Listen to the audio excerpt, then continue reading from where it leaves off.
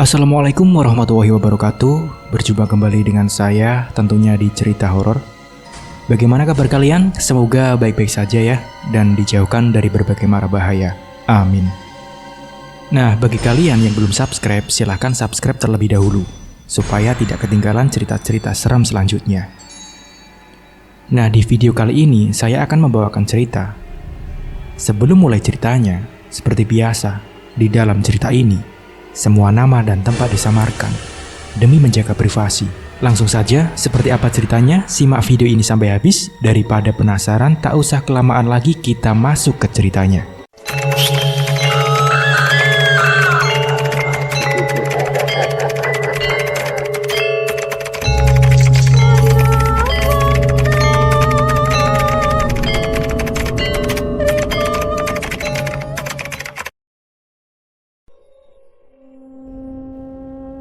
Namaku adalah Tame. Kisah ini terjadi sekitar tahun 2000. Usiaku kala itu sekitar 22 tahun. Aku sudah menikah dan mempunyai 2 orang anak yang masih kecil-kecil. Maklum saja, aku tinggal di kampung. Aku menikah di usia 17 tahun. Untuk ukuran di kampungku, asal sudah bisa menghasilkan uang, itu dianggap sudah dewasa dan sudah dianjurkan untuk menikah. Sehari-hari aku bekerja mencari rumput untuk kambing dan sapi orang lain. Kalau ada waktu senggang, aku tidak segan menjadi buruh di sawah dan ladang orang. Semua pekerjaan aku lakukan untuk menghidupi istri dan anak-anakku. Istriku juga ikut membantu dengan menjadi buruh cuci para tetangga yang membutuhkan tenaganya. Engkom adalah wanita yang sabar. Ia selalu menerima keadaan kami dengan tabah. Walau ia harus bekerja membawa anak kami yang baru berusia 2 tahun. Bukan aku tak kasihan padanya, namun keadaan ekonomi yang serba kekurangan yang menjadikan kami harus rela banting tulang. Sedangkan si sulung dititipkan pada emakku, karena dia sudah bisa mengerti untuk tak selalu ikut ibunya. Beruntung, jarak rumah emak dekat, jadi mudah ketika kami mau titip anak. Aku dan Engkom terperanjat kaget karena pagi-pagi buta sudah ada yang menendang pintu rumah kami dengan keras. Anak-anak kami pun sampai terbangun sambil menangis ketakutan. Aku mencoba menenangkan mereka dan menyuruh mereka untuk tetap di kamar. Aku dan Engkom pun bangun mendekati pintu untuk segera mengetahui siapa yang telah berbuat gaduh. Kami bertambah terkejut ketika melihat siapa yang datang. Ia adalah Tisna dan anak buahnya. Tisna adalah seorang rentenir yang kejam. Ia tak segan memukuli orang yang tak bisa membayar utang padanya. Bahkan ada yang sampai cacat. Namun kami tidak bisa berbuat apa-apa ketika melihat kebingisannya. Dengan uang, ia bisa membeli semuanya dan berbuat semena-mena. Maaf Kang, ada perlu apa? Sehingga Akang Sudi datang pagi sekali ke gubuk saya. Aku bertanya sambil tergagap saking takutnya. Jangan pura-pura lupa kau Tame. Sudah 2 minggu kamu nunggak bayar utang. Selama ini saya sudah bersabar memberi kamu waktu, tapi tetap saja kamu lalai. Tisna terlihat sangat marah. Maafkan saya Kang. Saya janji akan membayar utang beserta bunganya. Mohon beri saya waktu lagi. Tisna melotot. Tangannya terkepal. Hinaan dan cacian ia lontarkan. Kata-kata kotor pun keluar dari mulutnya. Sumpah serapah dan nama-nama binatang ia ucapkan sambil tangannya terus menunjuk mukaku. Aku hanya bisa pasrah ketika Tisna menarik kerah bajuku dan tangannya sudah bersiap memukul dan diarahkan ke mukaku. Untung saja Engkom sigap memegang tangan Tisna sambil menangis. Terlihat Tisna menarik tangannya dari wajahku. Ia malah berani berbalik memegang tangan Engkom cukup lama. Baik, saya beri waktu 3 hari. Jika kamu tidak bisa membayar, maka rumah, tanah dan istrimu yang cantik ini akan menjadi milikku, ucap Tisna sambil melirik gendik ke arah Engkom. Darahku seketika mendidih mendengar ucapan tak sopan barusan. Lelaki mana yang rela istrinya direndahkan lelaki lain? Namun aku tak bisa berbuat apa-apa. karena takut jadi bumerang untuk keluargaku. Tisna kemudian beranjak pergi, namun kedua matanya tetap melihat Engkom dengan tatapan yang sulit diartikan. Engkom terduduk lemas di beranda rumah. Ia menangis sesegukan. Aku tahu perasaan takutnya. Aku pun merasakan hal yang sama. Tisna tak pernah main-main dengan ucapannya. Bahkan sudah beberapa perempuan yang jadi korbannya. Tisna mempunyai 3 orang istri. Setelah bosan, maka istri-istrinya itu akan diceraikan dan menikah lagi dengan yang baru. Aku menyesal karena harus berurusan dengan Tisna. Semua itu terpaksa aku lakukan untuk pengobatan jantungnya emak. Jika tak segera ditangani, maka nyawa emak yang akan menjadi taruhannya. Aku mencoba menghibur Engkom, dan aku berjanji akan mencari jalan keluarnya. Sore itu aku pamit pada emak dan Engkom, akan mencari pinjaman ke teman-temanku. Terlihat harapan besar tertumbuh padaku. Mereka melapasku dengan semangat. Aku menyusuri jalan desa yang masih berbatu dan dipenuhi semak belukar. Pikiranku saat itu benar-benar takut. Meminjam uang ke teman itu hanyalah alasan belaka. Karena aku tahu uang 5 juta pada zaman itu sangatlah besar.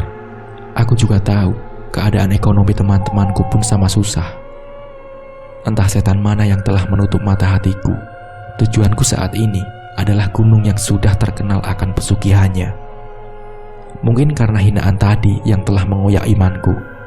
Ternyata benar, ucapan itu bisa lebih tajam dari silet. Mulutmu harimaumu, maka berhati-hatilah dengan ucapan, karena bisa jadi ucapanmu itu bisa menjadikan orang lain berbuat nekat. Di persimpangan jalan aku berhenti. Pikiranku ragu, haruskah aku gadaikan iman ini hanya untuk harta?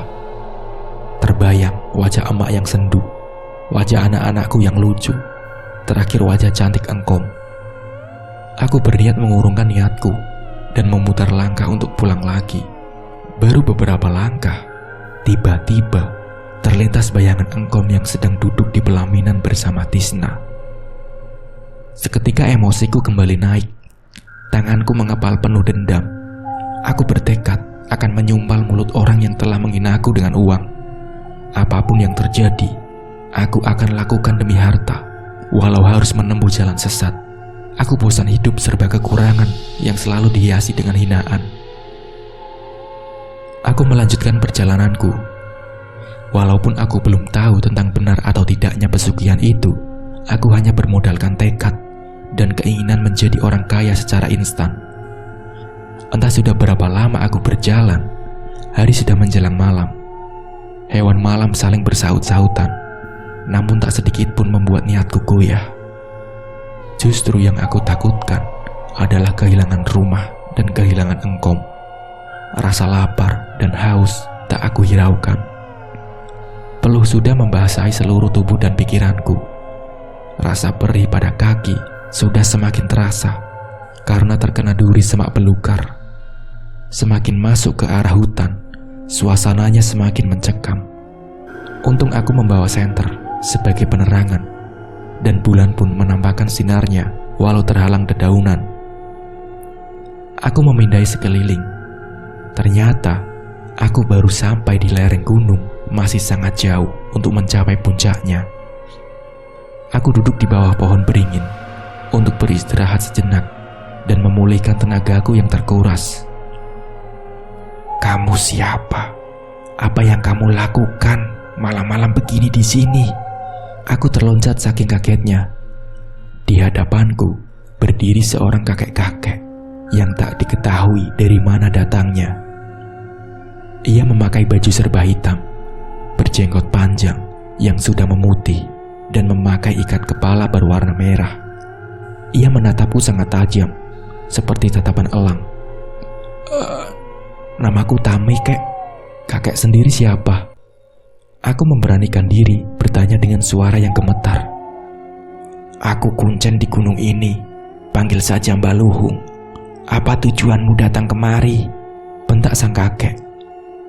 Aku menceritakan tujuanku datang ke gunung itu, dan aku berharap kakek itu bisa membantu segala kesusahanku. Terlihat Mbah Luhung menatapku serius dari atas sampai bawah. Bibirnya menyunggingkan senyum sinis.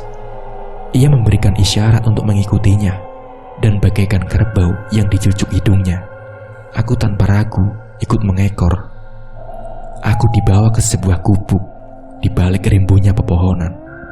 Pantas saja, sejak tadi aku tak melihatnya karena memang letaknya tersembunyi. Sebuah gubuk panggung sederhana beratapkan daun rumpia.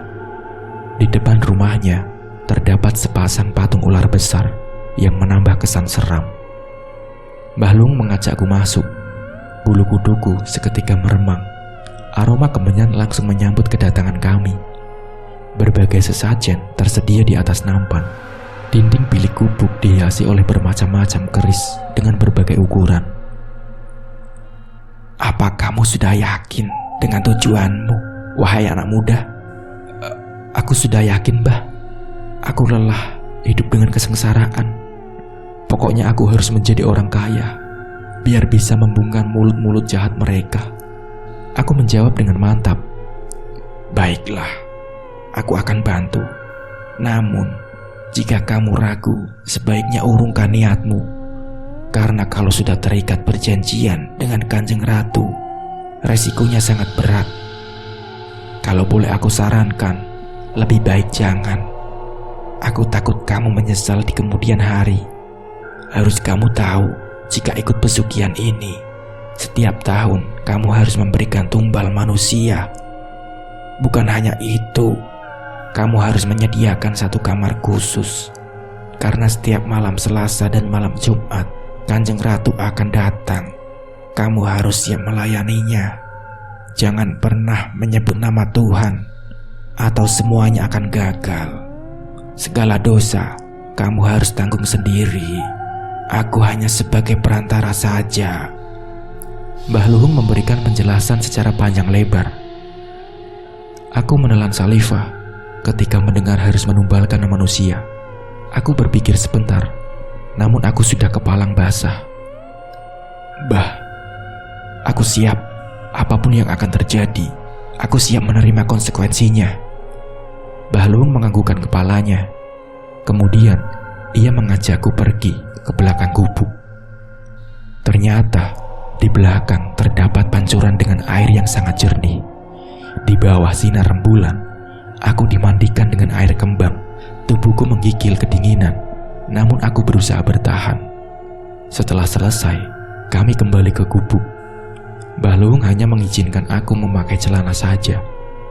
Ia membaluri dadaku dengan darah dari sesajen mulutnya yang komat-kamit merapalkan mantra. Aku sekuat tenaga menahan rasa mual. Karena tak kuat mencium bau anyir darah itu, aku sendiri tak tahu itu darah apa. Kamu harus bersemedi di dalam kamar itu. Jangan sampai membuka mata sampai Kanjeng Ratu sendiri yang menemuimu.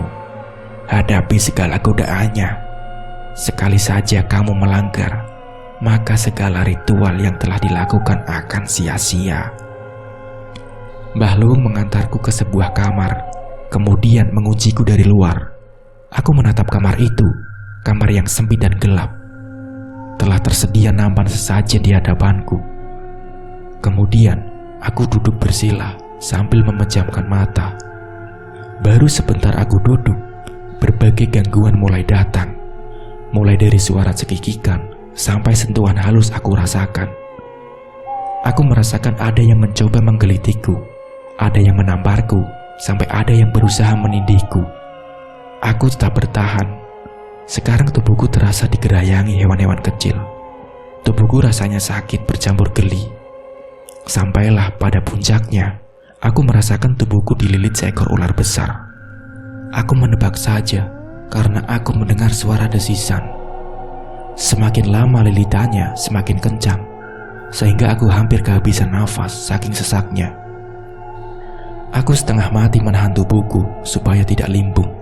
Lama-kelamaan, lilitan itu mengendur dan menghilang, membuat aku bisa bernafas lega. Bukalah matamu, Kakang. Kamu telah lulus dari ujianku. Kakang pantas menjadi suami sekaligus menjadi abdi setiaku. Terdengar suara yang sangat merdu. Aku perlahan membuka mata dan ternyata di hadapanku telah berdiri seorang perempuan yang sangat cantik, mengalahkan artis-artis yang pernah aku lihat di televisi. Dia mempunyai kulit putih seperti susu dan selembut sutra. Ia juga memakai baju yang dihiasi intan permata dan kepalanya memakai mahkota bertabur emas berkilauan. Kamar yang tadinya gelap berubah menjadi terang benderang yang berasal dari dinding emas yang sangat banyak. Aku sampai melongo menyaksikan pemandangan yang sangat menakjubkan. Kakang bisa memanggilku Nyai Sekar Arum. Aku tahu tentang kesusahan Akang. Aku akan mencukupi semua kebutuhanmu, asal kamu tak mengingkari perjanjian kita, ucap perempuan itu sambil membelai wajahku dengan lembut. Nafsuku seketika bergejolak. Aku ini lelaki normal yang pasti akan tergoda, apalagi dirayu wanita yang sangat cantik. Tubuhnya mengeluarkan harum yang sangat memabukkan. Aku mulai berani memeluk pinggangnya yang ramping. Seketika, aku melupakan keluargaku. Nyai, aku ini terlilit utang. Bagaimana aku bisa melunasinya? Nyai Sekar beranjak membawa 2 buah karung yang terlihat sangat penuh dan mempersilahkan aku untuk melihatnya. Lagi-lagi, aku dibuat tercengang karena isi di dalam karung itu adalah uang dan emas yang bertumpuk. Saking gembiranya aku sampai bersorak, sedangkan Nyai Sekar hanya memandangku dengan senyum yang manis. Nyai Sekar mendekatiku dengan memelukku. Aku pun mulai berani menyentuh wajahnya. Jujur saja, aku ingin segera membawanya ke surga dunia. Sabar Kakang. Sebelum Kakang bisa memilikiku seutuhnya, aku punya syarat lain untuk Kakang. Syaratnya apa, Nyai? Tanyaku tak sabar. Nyai Sekar beranjak dan kembali sambil membawa nampan besar. Ternyata isinya daging ayam dengan berbagai ukuran yang masih mengepul, mengeluarkan aroma sedap. Perutku meronta karena memang sejak tadi sudah lapar. Silahkan Kakang, pilih salah satu daging ini. Jangan lupa, harus sampai habis. Nyai Sekar sambil tetap tersenyum. Aku tanpa ragu mengambil daging yang ukurannya paling besar, karena aku sangat lapar. Pasti daging ini akan membuatku kenyang. Baru saja aku menggigit daging itu, terdengar suara jeritan emak. Nyai Sekar segera memelukku dan memberi isyarat agar aku segera memakan daging itu. Aku bersiap lagi untuk menggigit daging itu.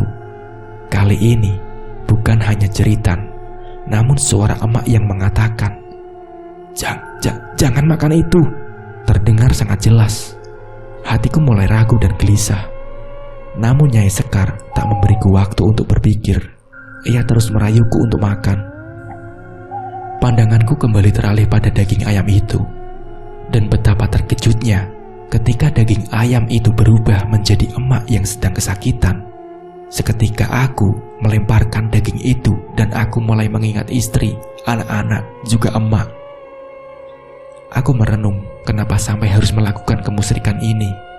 Seketika aku mengucapkan istighfar dan tiba-tiba aku merasakan goncangan yang sangat hebat. Keadaan di dalam kamar porak-poranda. Aku sampai terpental ke belakang. Kamar pun kembali menjadi gelap dan sempit. Aku mencoba untuk bangun. Ketika keadaan kembali normal, aku terkejut karena Nyai Sekar Arum sudah berubah wujud. Kepalanya masih manusia, namun bagian kakinya telah berubah menjadi ekor. Ia menampakkan wujud aslinya sebagai ratu siluman ular. Matanya berwarna merah, tatapannya terlihat nyalang. Kurang ajar. Kamu telah lancang mengucapkan kalimat yang tak seharusnya kamu ucapkan di sini. Maka perjanjian kita batal. Kamu telah gagal. Kamu harus menerima akibatnya. Murka Nyai Sekar sambil mengibaskan ekornya ke arahku. Aku yang masih kaget tak bisa menghindari serangan itu. Akibatnya, tubuhku terpelanting menabrak dinding gubuk. Aku merasakan sakit pada dada dan mulutku mengeluarkan darah segar. Rupanya Nyai Sekar masih belum puas. Ia kembali mengarahkan ekornya ke wajahku. Aku yang mulai paham akan keadaan segera mengucapkan Allahu Akbar sambil menyerahkan hidup pada Robku. Aku menangis mengingat segala dosa syirik yang hampir aku lakukan. Entahlah Allah masih mau menolongku atau tidak. Beberapa senti lagi, ekor siluman itu mengenai wajahku.